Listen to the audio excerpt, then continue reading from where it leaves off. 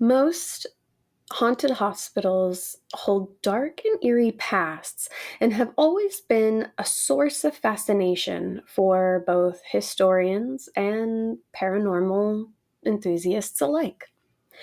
Once hustling and bustling entities turned silent and dark, with only the whispers of their past now alive and echoing from their halls. Today, I'll be telling you about three of these locations, three of the spookiest hospitals in the country. One that stands abandoned, left to the nature and elements to let time take its course. One that was demolished and now only the basement survives, under a playground at a park nonetheless, and one that is actually still in action. And at 141 years old, it's the oldest operating hospital in Oregon. This is the spooky space of Greenville Tuberculosis Hospital, the Mansfield Training School and Hospital, and the Oregon State Hospital.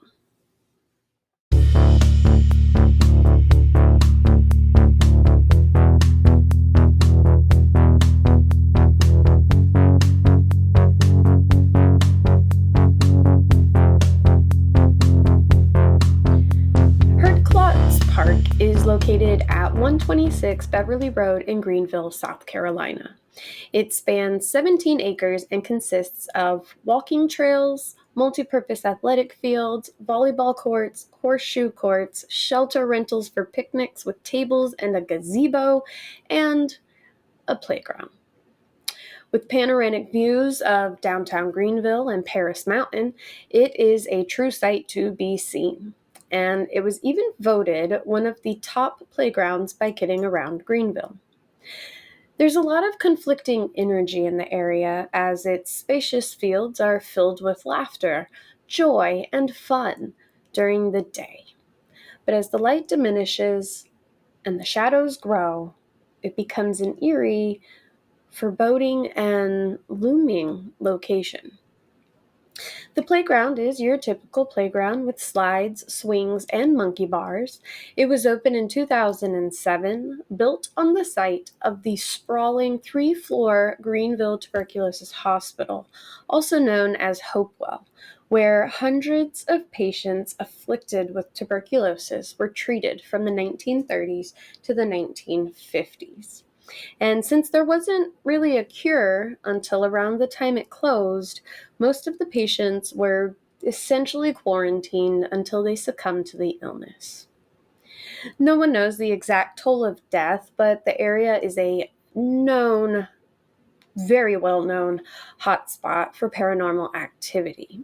Now, when the hospital closed in the 1950s, the building sat abandoned until 2002 when a mysterious fire broke out, burning down most of the building.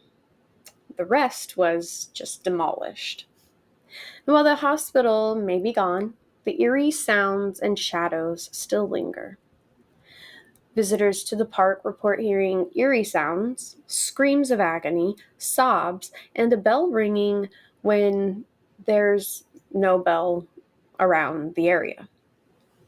People who have been on the playground that sits just above the basement reported hearing banging, footsteps that sound as if someone's running down an empty hallway, disembodied voices, and items at the park move on their own. Now, those who live nearby have said that they've seen apparitions appear and disappear, orbs flying around, and shadowy figures wandering around the park and even into nearby homes. There are mysterious puddles located near the memorial bench that turn red when it rains, and that bench is located near the former morgue. Now, as I mentioned before, the basement still sits fully intact under that playground. The door is fully visible, although it's been sealed off, obviously for safety reasons, so nobody can get in there. And the original stone actually surrounds it. A plaque next to the stone sign tells of the hospital's history. Now, before it was burned down, people who visited the building would have a feeling of being pushed when they were on the third floor. It was also a psychiatric hospital for the criminally insane at one point and a prisoner release site at another. Throughout the area, in the more secluded and wooded areas, there's more original foundation that's overgrown with plants and trees. In 2008, Jason Prophet from Modern Mind Reader walked around the sanatorium grounds asking if anyone was still around, planning that if there were spirits and he got a response, he would do an investigation. When they returned to the car about 10 minutes later, the headlights were on. And they know, the two people who were there know for sure that they turned them off. He said that this was a sign that something was reaching out. The recording he took, where the old lobby would have stood, and in the background you can actually hear lots of banging, chatter, as if multiple people are moving around and having conversation, and you can actually hear a few cries here and there. The main entry steps are those that now lead to the playground. So, would you visit these haunted grounds? Have you visited these haunted grounds? I'd love to hear your story, and if you have, leave it in the comments. Our next visit in our Haunted Hospitals journey today is the Mansfield Training School and Hospital in Mansfield, Connecticut. Now, University of Connecticut, home of the Huskies.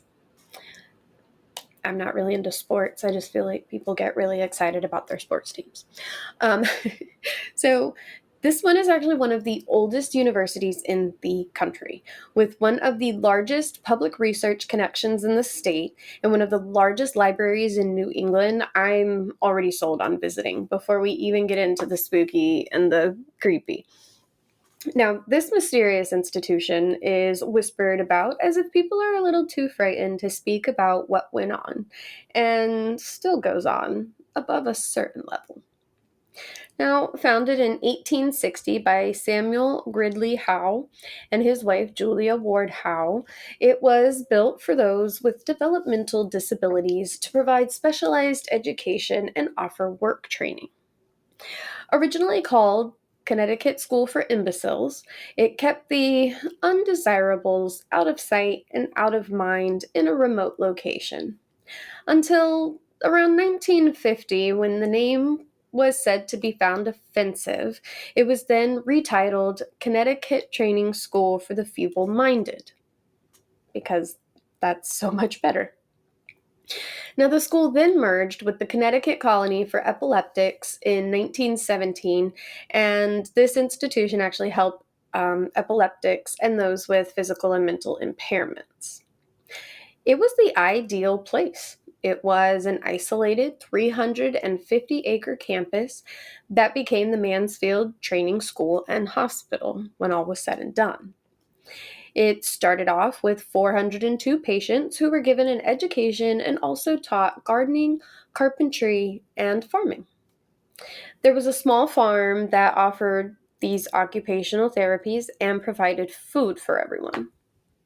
When the Great Depression hit and World War II broke out, the patient numbers began to rise. Over its 60-year lifespan, over 1,800 patients were in attendance throughout 50 buildings, which that's quite a campus. Now, a lot of folks say it had a dedicated and caring staff and a good reputation. However, a much larger portion of folks say that the patients lived in poor conditions and dealt with abuse, and that it showed the approach of no compassion or understanding for those going through these mental and physical disabilities. In 1987, it was added to the National Register of Historical Places, and after many lawsuits and concerns about what was going on, it closed in 1993. This was also when large facilities were kind of starting to become a little more obsolete, and the smaller community driven care was becoming more popular and more widely used. Now, some of the buildings were demolished and some became part of University of Connecticut's Depot campus.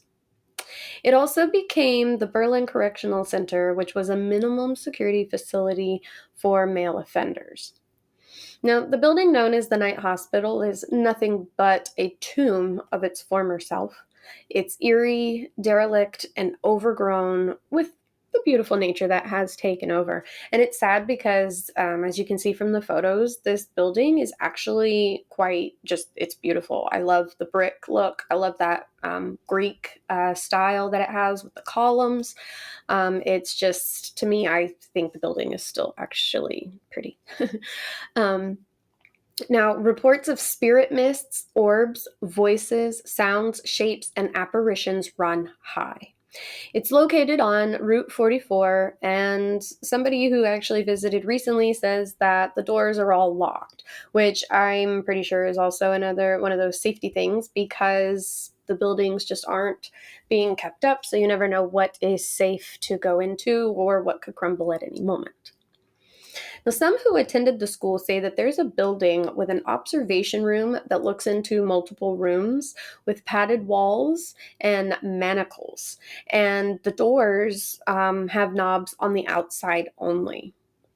There's also rooms with old equipment and even patient records strewn about, but it's in such bad shape and unsafe to enter that those records are basically deemed lost forever. Now, people explain that there was a grading system that was used, and you were either high grade, low grade, or dope as a way to measure if they were suitable for working and what they could or couldn't do. Now, lawsuits claim that patients were found wearing no clothes, they were not bathed properly or often, and some of them had to deal with the tasks that the staff didn't want to do, like taking care of human waste or even taking care of each other, which was probably why they weren't clothed and bathed properly. When the Spanish flu hit, 200 out of the 300 patients at the time were affected, and it resulted in 30 deaths. And there was only one doctor and one nurse in charge of taking care of all of these patients. Like most historical buildings, the hospital is full of paranormal activity. Reports of unexplained footsteps in empty corridors, ghostly apparitions, screams, and voices beckoning you from the darkness are heard. Building 16 seems to hold the most activity. There's cold spots, footsteps, and quite a few shadowy figures that have been reported. But it's no surprise once you hear of the mistreatment, sorrow, and heartbreak that went on in the hospital. Now, this wasn't just your typical patients go in and typical patients go out when they felt they could survive on their own. People were actually put here and just left, forgotten by family members, forgotten by friends, forgotten by their community, and because they were ashamed of them. Unwed mothers to be were sent here and until they had the baby, and then their babies were taken from them to hide the shame that they brought to their family. But some of those women weren't released after the birth. Some of them were kept there under the explanation that they weren't mentally stable to be released back into society. And there's also no real way to track where these children went. So that's also really sad that it's just kind of, I don't want to say they're just lost to the Neverlands, but you know, as a as a if I were an unwed mother and I was forced basically to give my child up, like against my will, I would want to know if that child was okay, at least. Now, there's a story about a young child who was murdered, but I wasn't really able to find anything on this. Paranormal investigators say that they have asked about the incidents and they received the name Jessica. But once again, a lot of the records were lost forever. So I couldn't find anything, and I even like kind of searched it using the name. And you get like a couple of things here and there, but there's also a lot of conflicting. Like a lot of people say that that's just a made up story. Some people say that they've heard from family members who lived there back in the day, who are no longer around, conveniently, that it actually happened, but I couldn't find anything. So that's a memory, or not a memory, but that's a mystery that I will now think about for the rest of my life and wonder what happened. Now, patients reported being kept in the basement wearing nothing but diapers. You can hear crying, laughter, and conversations throughout the empty hallways. There's a cemetery that was used by the hospital where some say the spirits still linger. And one lawsuit from a Gladys Burr is highly unsettling. Now, Gladys was just 29 when her family brought her to the hospital, claiming that she was psychotic and mentally retarded. Now, I hate using that word, but I kind of wanted to get the impact of what her family did to her kind of across. She lived at home and had a hard time finding employment. Now, there was nothing wrong with her. It was just kind of around that time where jobs were scarce, but her family just didn't want to have to basically care for her anymore. They just didn't want to have her around. Um, put her to work cleaning and taking care of the house if it's that much of a problem. Now, in the 1940s, she requested to be released, but her family didn't want her back, so she was basically kept against her will to live in a place where she said she was beaten on a regular basis, fed only bread and water, and forced to work overnights in the laundry room, while being one of those patients who took on the responsibilities of the nursing staff that just didn't want to do their own work. They should have given her a job at the hospital. Now, she was also forced to help lift other patients that were quite larger than her, and she was only about 85 pounds during most of the time that she was there. So she was not, she was tiny. Like, 85 pounds is little, especially for a grown woman. Now, I'm not body shaming. I'm just saying that if you're 85 pounds as a grown woman, you're a small statured woman. Like myself, I'm 120 pounds and I'm also, on the smaller stature side.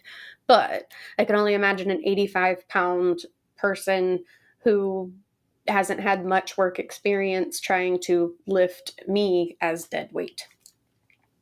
Now, Gladys actually told how she and other patients weren't paid or compensated in any way for their work, and said that the patients were basically subjected to slavery, and when they didn't work, they were punished. In 1961, she was moved to a different facility, which was a better facility, but she was still being kept against her will and against her begging and pleading to leave. At this time, she was 54 years old. In 1968, she wrote a letter asking to leave, and they claim that this is the first and only time she ever asked, but her lawyers had proof that she had requested multiple times to be let out. In 1978, she was finally released and filed a $1.2 million lawsuit. However, she was only awarded $235,000. Now, can you imagine being locked up for 42 years of your life, left by your family, subjected to beatings, barely eating, forced therapies, being held in a straitjacket, working for nothing, barely being fed? Just, can you imagine? $235,000, that's all you're worth. Okay. Thank you for 42 years of your life. She also told how patients were subjected to electroshock therapy, lobotomies, and they were even putting DNRs, which are do not resuscitate, on patients who weren't requesting them. So if you coded, you were just gone. There was no trying to bring you back. There was no effort made for you at all. There was murder, there was suicide, and there were injuries from treatments basically forced upon these patients throughout the hospital. Gladys passed away in 1989 at the age of 82, and she lived most of her life in hell just because her family didn't want to deal with her. And it was easy to just take you and dump you off back then, too. Now, honestly, how sad is that? On an episode of Paranormal Witness, the Mansfield Mansion, which actually sits on the grounds, was the star of one episode. Now, Amy Moore noticed the home one day. She was going through a divorce and she was kind of looking for a new start. And she was quite the, fixer-upper project home, but it was going for a decent price. So her and her daughter Alyssa moved in. Alyssa said that she had an unsettling feeling from the very beginning. And the first time she visited the home, a cold gust of air engulfed her, and she heard like what sounded like heavy breathing just like right on top of her, and she actually ran out of the house. She was like, no, she noped it right out. Now, another day, Alyssa was home alone and she heard moaning coming from her mother's bedroom. And she thought that maybe her mother had hurt herself because Amy was doing the renovations on the home herself. So she was going to check to make sure she was okay. But then she remembered that Amy had left for work earlier that morning and she hadn't returned home yet.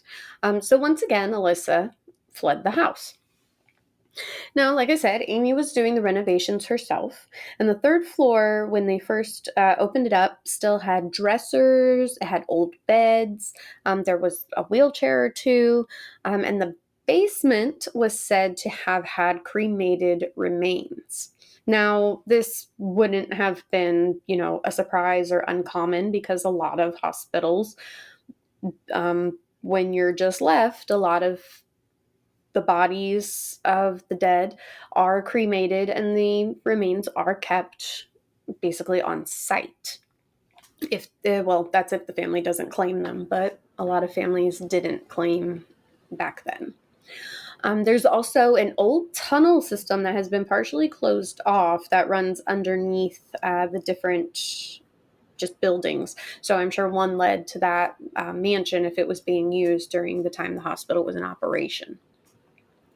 She told how the door to the third floor would open on its own.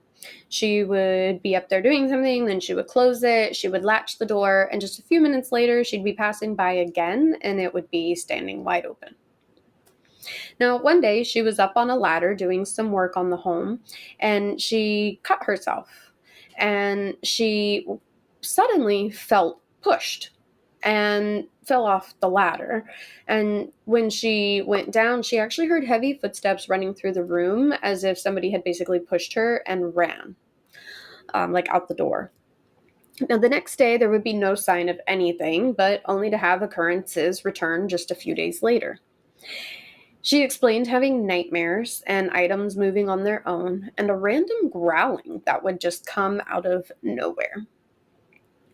So her friend Dave McGann, who was going through a divorce, actually came to stay at the home, and he told the story that he was home by himself one time when he saw a shadow apparition that manifested before him and then just disappeared. It seems though the patients are long gone, a presence still lurks. Now, our final stop on our journey of haunted hospitals, for this episode anyway, we'll be visiting the Oregon State Hospital. It opened its doors in 1883 as the Oregon State Insane Asylum, and it was the only mental institution in the state at this time. Now, it was sitting on 92 acres, and it's actually the hospital used in the 1975 movie One Flew Over the Cuckoo's Nest, starring Jack Nicholson. I actually just watched that movie for the first time recently, and I actually really enjoyed it. Not to get off topic, but sometimes I just go on my rants. But it's a great movie. I think you should check it out. It's got Danny DeVito in it. Didn't even realize it was Danny DeVito. But yeah. So it was built under the Kirkbride Plan, which, if you've tuned into my past episodes about haunted hospitals, I've explained his ideology against the stuffy, dark, dungeon-type facilities. He would actually build these sprawling, more wider kind of, I don't want to say zigzag, but it was like they would, I gotta find the right word for that, but they'd be longer and kind of, anyway. Um, he would include plenty of sunlight. He actually pioneered changes in the way that mental health was approached because he believed that fresh air, peaceful locations, nature, and sunshine helped. And it actually seemed to prove true. The Oregon State Hospital was now well known for healing and recovery. Except only as time went on, whispers of abuse and mistreatment began to spread. Now, at 141 years old, this hospital is actually still operating and is the oldest in the state. Reports began to come out that they used harsh techniques as ways to treat patients. The stigma, ignorance, and just flat out lack of caring caused for barbaric treatments. Now, electroshock therapy. This is a treatment that takes 70 to 120 volts, and it would be administered directly to the patient's temple, causing generalized seizures. And they felt that this kind of calmed you down and, made you more docile. And it did, because it basically just electrocuted you into, and it's like getting tased. I've never been tased, but I can only imagine. They also did the lobotomy, and this is where they would take that ice pick or that, that a sharp object, and they would pop it right into the socket where it would sever the connections in the brain's prefrontal cortex. And this just basically made you a shell of yourself if you even survived it. There was a very high death rate with lobotomies. They also used eugenics in their practice, and this actually it consists of altering the human gene pool, and they would basically exclude people they felt shouldn't procreate. It was sort of a scientific racism, and they forced sterilization on people. In 1931, they sterilized 131 people alone. Hydrotherapy, they would force people into extremely hot or ice cold water for pain relief or treatment. They used solitary confinement and straitjackets for those who got out of hand. Also, their cure for hysteria was hysterectomies. Now, keep in mind, your husband, ladies, let me tell you this. Your husband could take you and dump you in this facility and be done with you for being too mouthy. I'd be in trouble, too frigid towards him, or even too sexual towards him. And they could then just give you a hysterectomy, cut all those organs right out of you to calm you down and make you better. Also, men, you can't have it both ways. How do you sit here and complain, my wife never wants to do anything anymore, but then she's doing too much and now you have to get over yourselves? Patients were chained in the dark. They were chained in dirty cells. They had portions of their skull removed, and they were forced to vomit and had regular bloodletting to try to cure them of their disease. And this is where I say, like, there was just so much ignorance that was around at this time that they would do these things thinking that, oh, this will make people better. Let's just bloodlet them. Let's make them vomit. Let's electrocute them.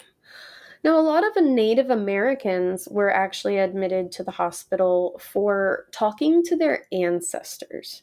And the thing is, if they couldn't speak English to like let people know, hey, I'm good, they were just dumped there just for no reason. Some patients were just malnourished, and they actually were released once they were kind of brought back up to health. So they were some lucky ones that got out. Now, I actually saw a post on Reddit where one comment stated that the person's mother was a patient in the mid 1970s, where she was admitted for postpartum depression. They didn't know much about postpartum depression, so, they didn't really know how to treat it or what was going on. Well, they used shock therapy to help treat this, and she actually claimed and told the story about being sexually assaulted by an orderly. Another comment on that same thread spoke about how the commenter's older sister was admitted. Her parents said she was somewhat of a wild child back in the 1970s, and so they took her in to get her straight. And they also used shock therapy to treat her, and she was also sexually assaulted by an orderly.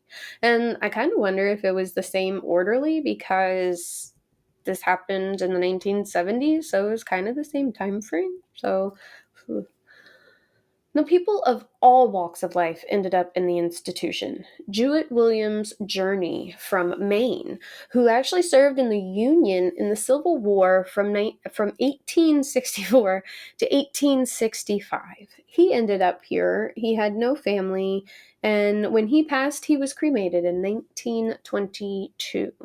And they actually recently did I don't know if they do it every year. I just saw the one article that they did a ceremony. They took his cremains and they had like a flag over it and played some music for him, and I actually thought that was actually really nice. Now, reform came about in the late 1970s, early 1980s, and while most patients were guilty of crimes, like I said, back then you could be admitted to the mental facility for anything, for ADD, ADHD, OCD, autism, being neurodivergent, mental health trauma, alcoholism, dementia, tuberculosis. And because there wasn't a lot of research and a lot of information at the time as to what really caused, people thought that you were just disabled. There was grotesque abuse, and there were underground tunnels that were used to transport the more troublesome patients, the dead bodies, food, laundry. Some would sneak down there to have sex because it was forbidden to be doing that in their rooms. But it also housed cells where they would perform experiments on the patients, and the staff would help to conceal their screams. Now, as time went on and more patients were being admitted, there was severe overcrowding, and many died in the hospital, most of them alone. And one patient was in his bed for hours before the staff even realized he had died. Now, tensions ran high among the patients, and when you have a lot of people who don't really have control over their feelings or actions, you're left to deal with the consequences. There was violent attacks between patients, there was murders, suicides, and even accidental deaths. Or at least that's what was claimed when the eggs were found to be poisoned one morning.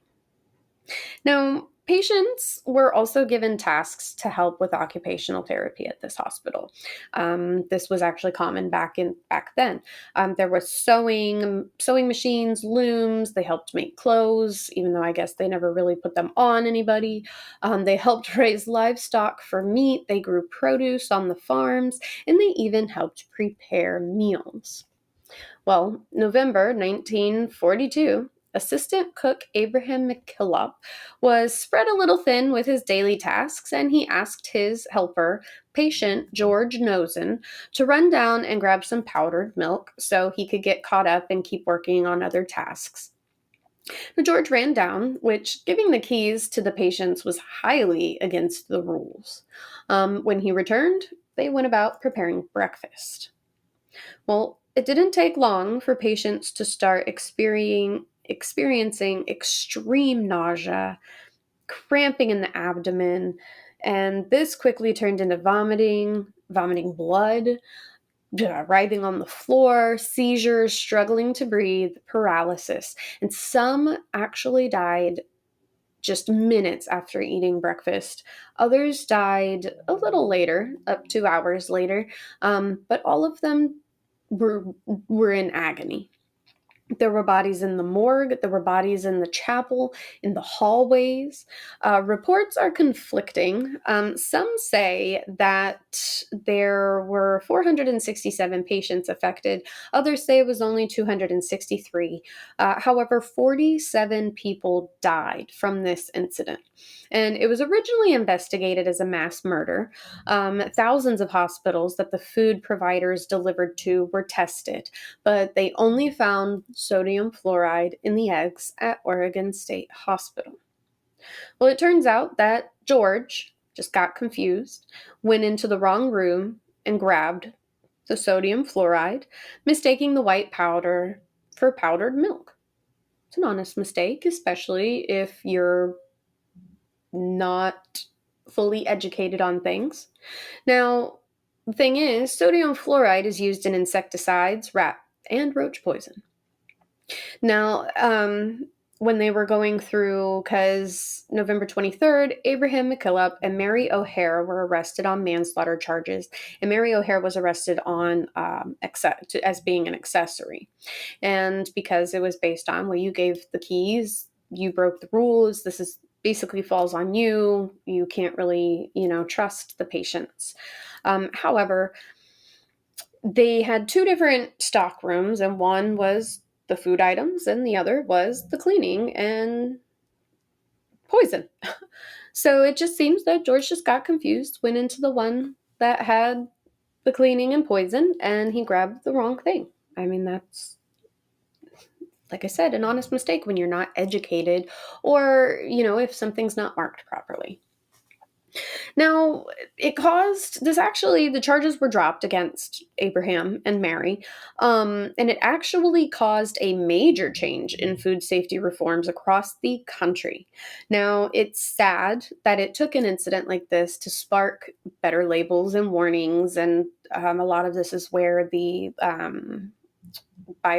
biohazard, but the dangerous, don't eat label comes from.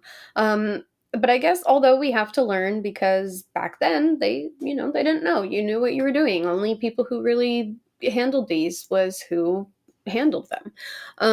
So now sometimes the lessons aren't the easiest, but we now have higher food safety standards.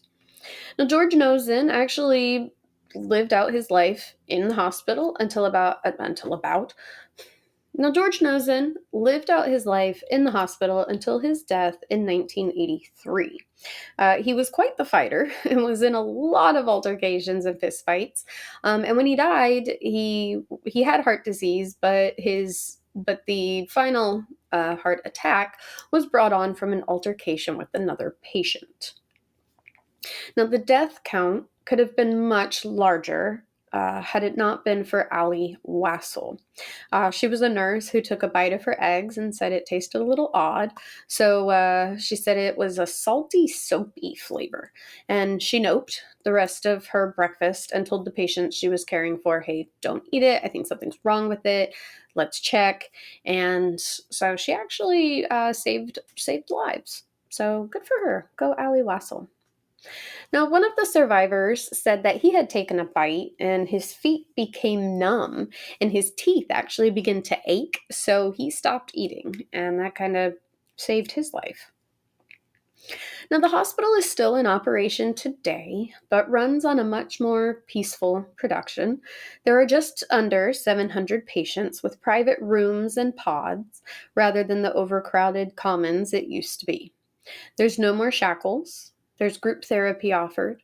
Art and music therapy, yoga, and meditation is also offered.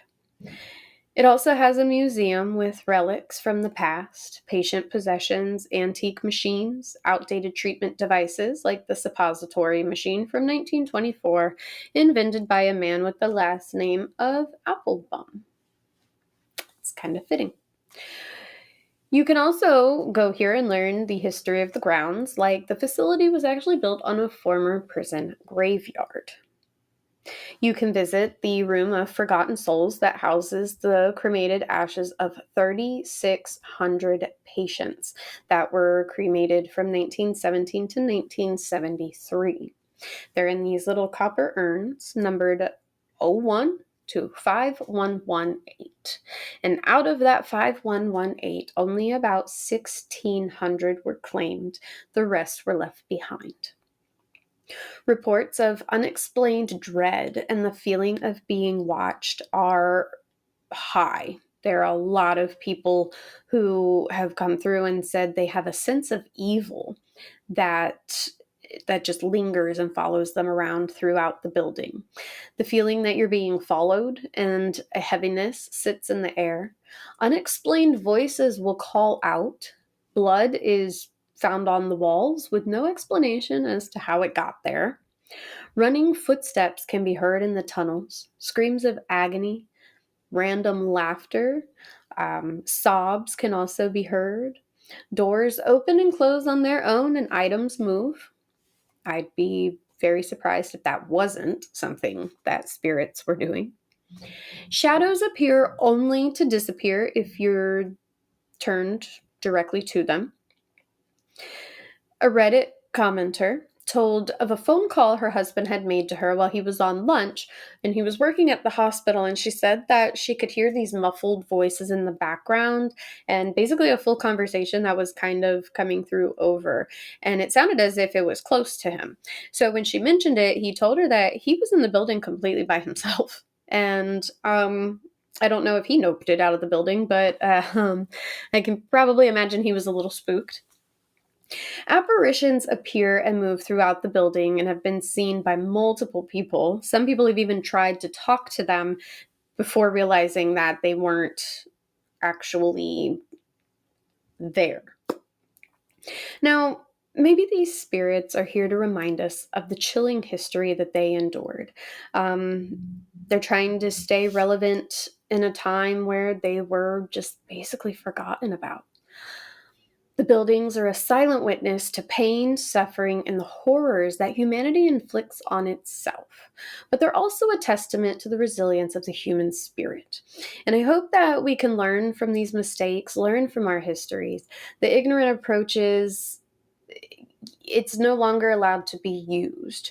We have the research, we have the information needed to understand and offer compassion and care to those suffering with their own disabilities and move forward in a progressive manner to just take care and provide treatment and healing. Now, obviously, I'm going to ask, have you visited any of these hospitals? I'd love to hear your story if you had any experiences. And even if you didn't, how was the atmosphere, the energy of the location? Is there an abandoned hospital or a haunted hospital that you'd like to hear about in a future episode? Drop it in those comments below, and I will see you next crime.